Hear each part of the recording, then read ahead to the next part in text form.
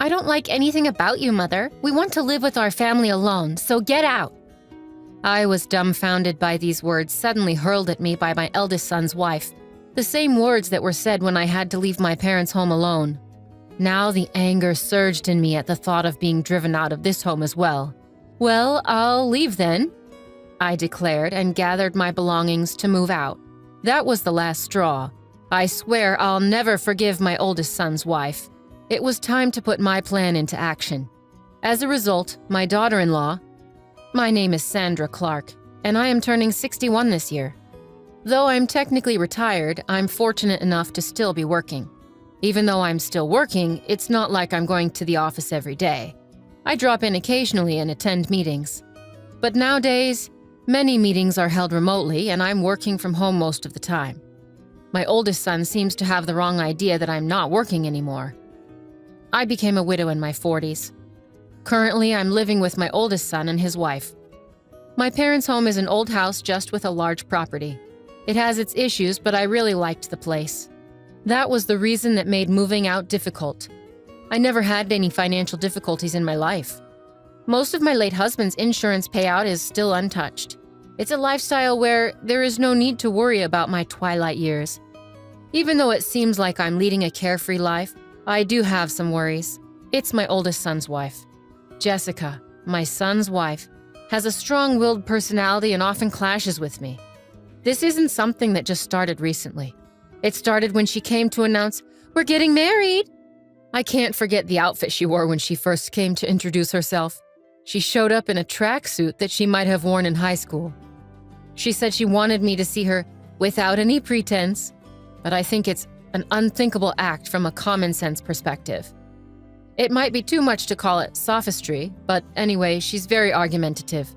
And on top of that, she's very articulate, which makes things difficult. I wondered why my oldest son chose her as his marriage partner. I found out later that Jessica was the one who approached my son. She may be outrageous, but she is beautiful. I think my naive and somewhat sheltered son was smitten by her. Even after they decided to get married, it was always the same story with her. If you put it kindly, she's not pretentious. If you put it harshly, she seems to lack common sense in her behavior. I really wanted to oppose their marriage, but I told myself that it's the marriage my son wished for and kept my patience. The result is what's happening now. My son didn't want to leave me alone in our family home, so he insisted we live together after the wedding. I had initially thought that Jessica would oppose, but it turned out that Jessica was also in favor of living together. The reason became clear shortly after we started living together. Jessica, however, never did the house chores and left everything to me.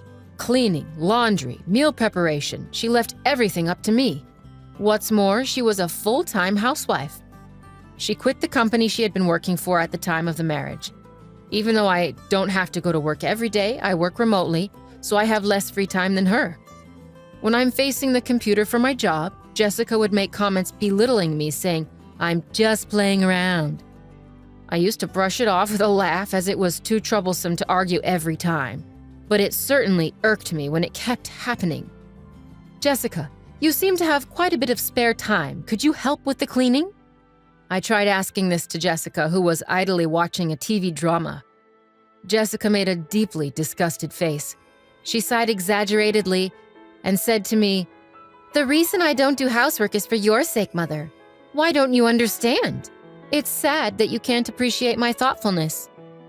She brandished her unique theory and blamed me. According to Jessica, if she does the housework, it would deprive me of my only job. She says that if that happens, seniors become sedentary, which is unhealthy, and there's also a concern about dementia due to lack of stimulation. In other words, Jessica apparently lets me do the housework. Her ridiculous logic almost gave me a headache. "I agreed to live together to make sure you don't slack off, Mother." I was speechless and dumbfounded when she said that with a half smile. I really regret starting to live together. I regret every day that I could have avoided seeing things I didn't want to see if I had stayed separate. Doing housework while being watched by Jessica every day is nothing but agony. Reaching my limit, I decided to talk to my eldest son. It wasn't to complain about Jessica. I decided to move to an apartment where I could live alone. The house we're currently living in is old and has many level differences. I had hurt my back last year due to my age and deterioration, and there were many hard points for me. I talked to my son about the difficulty of living in this house, and I moved to an apartment. I felt like I had been driven out by Jessica, but I do not regret leaving. The new apartment is a rental. I thought it might be a bit too big for living alone, but I contracted for a room large enough for my grandchildren to stay over in the future. I had the interior customized to my taste, and my own castle was complete. But my joy was short-lived as Jessica began to come over every day and stay until night. "The new apartment is really nice. Isn't it too big for you, Mother?" Jessica said, lounging on the living room couch. "Come on, Mother, come back to your old home and do the house chores. It's for your health and longevity." Unbelievably, Jessica is telling me to go back to the old house and do the house chores during the day. She's so self-centered and it makes me dizzy. "I've already moved out of the house. You need to step up as the wife.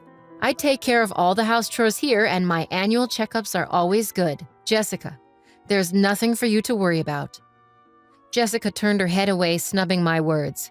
She intended to pretend she didn't hear them. She always ignored anything inconvenient. That was her usual strategy. Even after that, Jessica came over to my apartment every day.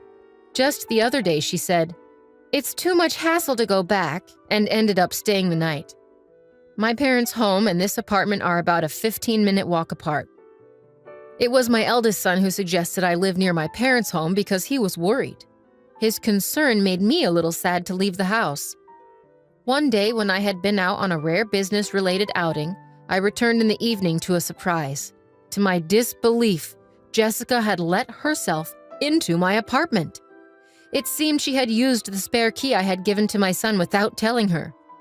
Welcome back," she said, lying on the floor in front of the TV, not even bothering to get up. "Jessica, that spare key is meant to be used in emergencies, not for you to let yourself in when I'm not home." I felt uncomfortable knowing that she'd been in my apartment while I was away. I replied, and for the first time I sternly told her so.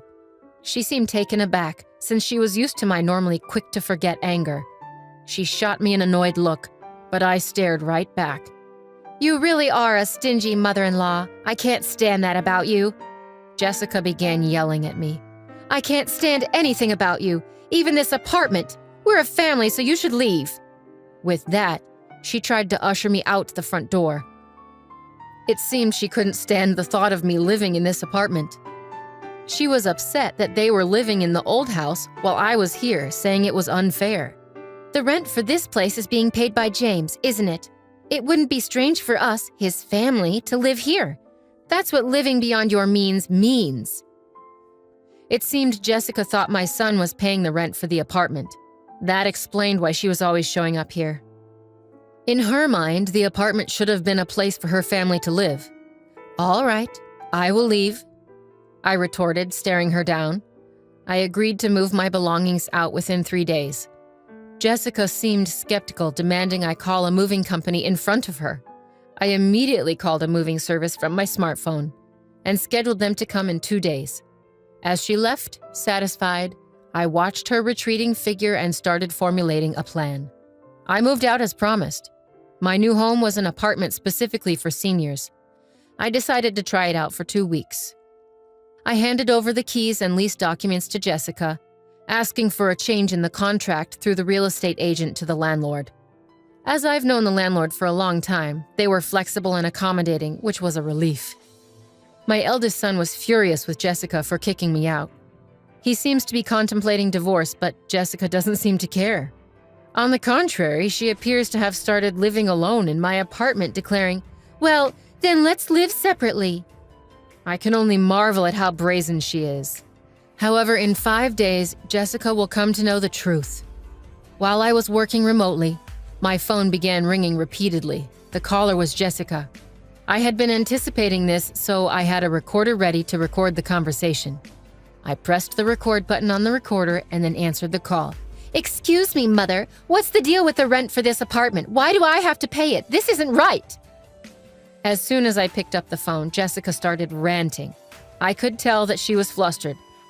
"Oh, but Jessica, aren't you the current leaseholder? It's only right that you should pay. Is there a problem?" I deliberately spoke in a calm and leisurely tone to irritate Jessica. The flustered Jessica seemed to become even more agitated. "But didn't James used to pay the rent here? We're not even divorced yet, so shouldn't James pay it?" When Jessica told my eldest son about the rent issue, he told her that I knew the truth and that she should call me. In reality, there was never a time when my eldest son paid the rent. In fact, I had been financially assisting him. After retiring from my job, I stayed on at the company as a consultant. In addition to that, I have been working as an advisor in the industry, providing advice when requested and earning a decent salary. With my proven track record, I earned far more than my eldest son.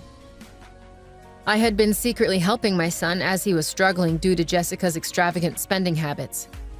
"So, it's a misunderstanding on your part, Jessica. Originally, I was the one paying the rent for that place. I didn't make James pay a dime." Jessica, who had been hoping to enjoy living separately in the new apartment, seemed shocked and taken aback. Jessica only said what she wanted to say before hanging up the phone.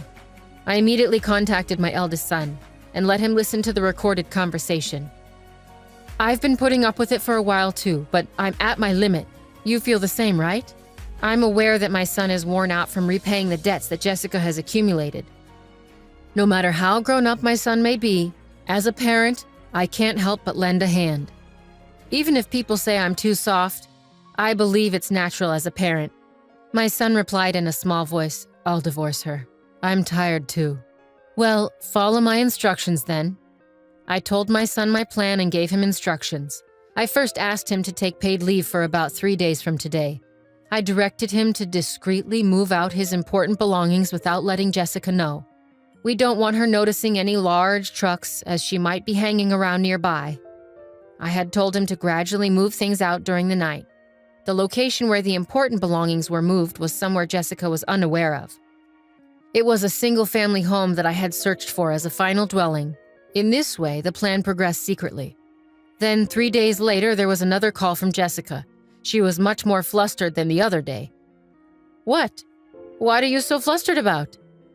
Just like the other day, I dealt with her in a deliberately relaxed tone. Jessica was overly anxious, almost in a state of panic. "Mother, our house is up for sale and I got a call from my parents saying that my belongings have arrived at their house. What does that mean?" Apparently, my eldest son had moved according to my instructions.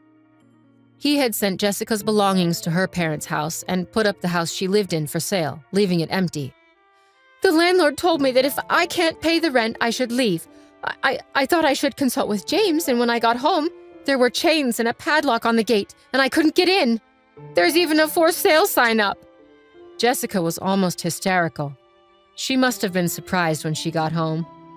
I have already formally entered into a sales contract with the realtor. We can't get into that house anymore.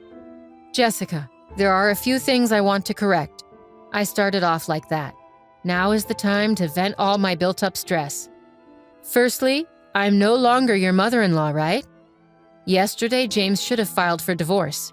You signed it, didn't you? You and I are strangers now." Yesterday, my eldest son had submitted the divorce papers to the city office. It seems that the divorce papers were signed by Jessica a long time ago. Threatening to divorce if he didn't do as she said was apparently a habit of hers. My eldest son thought that one day Jessica would rehabilitate. She was the person he had loved enough to marry. When threatened with divorce, he had no choice but to give in, as he once told me. But it seems my eldest son has woken up. He signed his name on the divorce papers that were always used as a threat and submitted them. The divorce papers have been formally accepted. "You always said to James that you could divorce any time. Aren't you satisfied now that things have gone your way, Jessica?" On the other side of the phone, I sensed Jessica holding her breath. She wanted to retort but couldn't find the words. She must be feeling frustrated. "Besides, I'm worried about you. After divorce, you can't continue to live in that apartment without working, can you? And moving costs money too. It's tough." "How did you even manage to pay this amount? I can't believe it." Jessica didn't hide her anger anymore. She yelled at me and continued to curse me. She said she married my son because my late husband left an inheritance. However, I manage all of the inheritance and she cannot move a penny of it. She screamed that nothing was going well despite marrying for the sake of repaying debts. Of course, I let my son listen to this conversation as well. If it came to a divorce settlement, the recording is what I was planning to submit as evidence. I thought it was the end, so I patiently waited for Jessica to finish her tantrum. I think she ranted for about 15 minutes with ease. "I'm sorry, I've been disowned by my family. I have nowhere to return. Please help me." In the end, she started begging me for help, crying. She had caused her parents much trouble due to her spending and borrowing habits, and they disowned her, she said. Come to think of it, I remember feeling something off at the wedding. It clicked for me. That was what felt odd. Jessica with nowhere to go, nowhere to return. I felt a bit sorry for her, but I decided to view it as a consequence of her actions. Apologizing now won't do much. We're strangers now. There's nothing more to discuss. Good luck with your life from here on. I ended the call with Jessica after saying that. I felt a sense of relief. After our call, Jessica apparently caused a ruckus at my eldest son's workplace. My son told me the situation escalated to the point of calling the police when he got home from work. Jessica, who had been squatting at the apartment without paying rent, had her keys changed by the landlord while she was out. Apparently, she can't even get into her apartment now. She probably tried to reach out to me or my son, but we had canceled our cell phones and switched to new ones. We changed our numbers, too. I can only imagine the despair she felt upon finding she can't get through, no matter how many times she tries. We didn't tell her our new address either, so she can't contact us. After causing a scene at my son's company, she was issued a restraining order. With no other options, she seemed to have turned to her disowned family. When she returned home, she was met with a shocking scene. The luggage I had sent to her family home was left out in the rain in the backyard. She reportedly wasn't even allowed to step foot inside the house. The rent she had not paid for the apartment had been billed to her parents, probably adding fuel to their anger. I heard rumors that she is currently staying in an apartment rented by an organization that supports homeless people. Without the ability to spend as before, she seemed stressed. When I passed her on the street, I was stunned at how much her hair had turned white and how dry her skin looked. She had changed so much, I hardly recognized her at first. It made me realize just how much a change in living conditions can affect a person. I started a new life in the house I purchased with my late husband's inheritance. I bought a duplex so my son could remarry anytime he wanted. For now, my son joins me for dinner, but otherwise he takes care of his own things. I've come to think that this is just the right amount of distance. The money from the sale of my parents' home is saved for future needs. I plan to use it for my son and his future wife when they marry. Of course, I also need to keep some for any future grandchildren. I'm thinking of setting up the English garden I've always wanted in my new home. On days when I don't work, I go out into the garden and take care of the young trees and herbs.